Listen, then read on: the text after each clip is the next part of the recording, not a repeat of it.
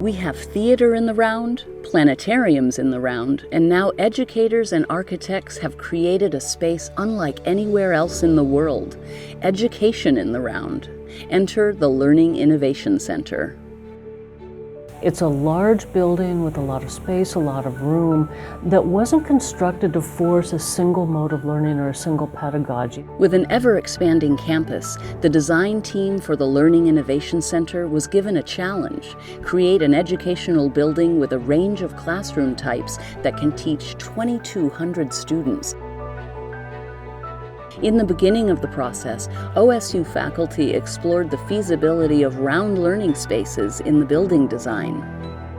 We invited both faculty and administrators and students to engage in these work sessions. One of the surprises was whenever we came to the conclusion that we should do a new lecture hall type, which is in the round, every single one of the faculty responded saying, "I would love to teach in this room." Everybody was on the same page. That was a really big surprise and exciting to see.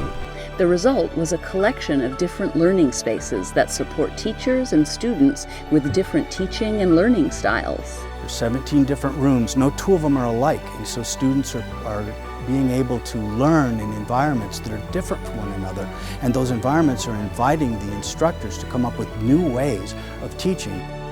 They're really fun spaces to present in because you're so close to the learners, you're near them, you can engage, you can interact. LINC has successful lecture spaces that are products of intentional design for learning. You have everything from the Parliament classroom where students are looking at one another. We might host a debate. We have the 300-seat room, which is very light-filled and open. We have a 600-seat room, which is very sort of a little bit darker and technical, more theatrical in the way that it was designed. We were very interested in providing a large lecture space or a large classroom space in which students are actually engaged with each other as well as the professor. This gave us an opportunity to build, for example, the arena classroom, where no student is further than 10 rows away from the faculty in the center. We wanted to look at the fundamental aspects of human interaction, and so the study of proxemics came up, and just the very basic notion that if I'm within 15 feet of you, you can't ignore me. We called it the kind of radius of engagement. Could we make sure that a professor could get within 15 feet of every single person in an auditorium, even if there were 600 people in the room? Proximity is a key factor in the round room design. In the 600-seat room, the farthest point from the instructor to any student is 8 rows. When you have the students all in front of you, it's very simple to connect. When you have them all around you, you have to rethink how you teach.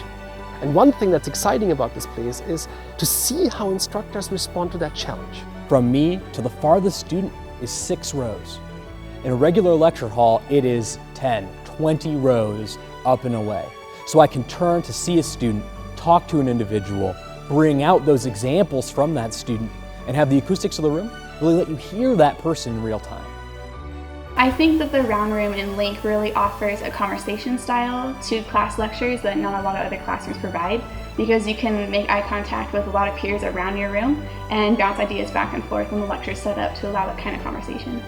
Exploring the dynamics of round learning spaces is fascinating for many at OSU, but the ultimate aim is always in view: a superior learning experience.